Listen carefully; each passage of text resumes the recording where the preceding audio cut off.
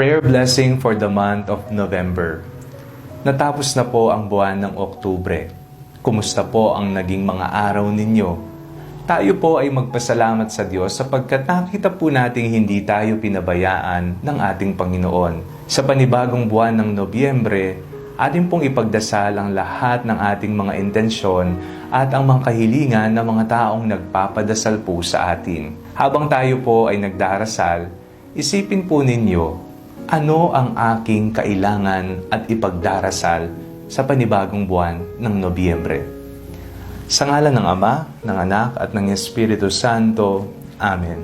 Mapagmahal na Ama, kami po ay lubusang nagpapasalamat sapagkat hindi niyo po kami kinalimutan at pinabayaan sa nakalipas na buwan ng Oktubre. Nakita po namin kung paano gumalaw ang iyong mapaghimalang kamay sa aming buhay. Patawad po, Panginoon, sa mga pagkakataong kami po ay hindi sumunod sa iyong banal na katuruan, sa mga kasalanang aming nagawa, at sa mga bagay na gagawin sana namin, ngunit hindi namin ginawa.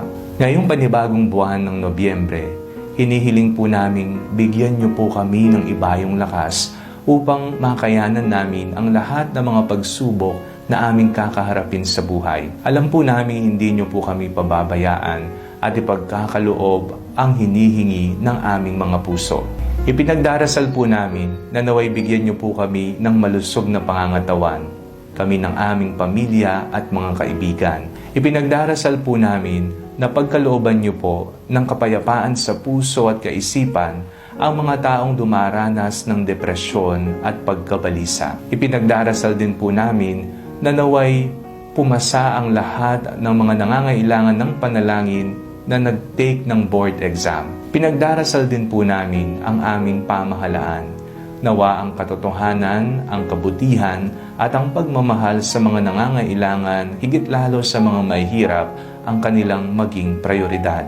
Pinagdarasal po namin ang aming Santo Papa, Papa Francisco, kasama ng mga obispo at mga naitalaga para sa nagaganap na sinodo. Nawa bigyan niyo po sila ng talino, pagkalooban niyo po sa kanila ang regalo ng banal na Espiritu upang maging matagumpay ang ginagawang pagpupulong. Ipinagdarasal po namin ang aming mga sarili, nawa piliin namin palagi ang landas ng kabanalan, piliin namin palagi ang turo ni Jesus sa aming buhay, piliin pa namin sana mas higit pa ang magmahal sa aming kapwa, lalong-lalo na ang mga taong hindi kamahal-mahal sa amin. Lahat ng ito ay ipinagdarasal po namin sa ngalan ni Jesus na aming Panginoon. Amen. Sa ngalan ng Ama, ng Anak at ng Espiritu Santo. Amen. Ano po ang ipinagdasal ninyo sa buwan ng Nobyembre? Let me know at the comment section below at sabay-sabay po natin silang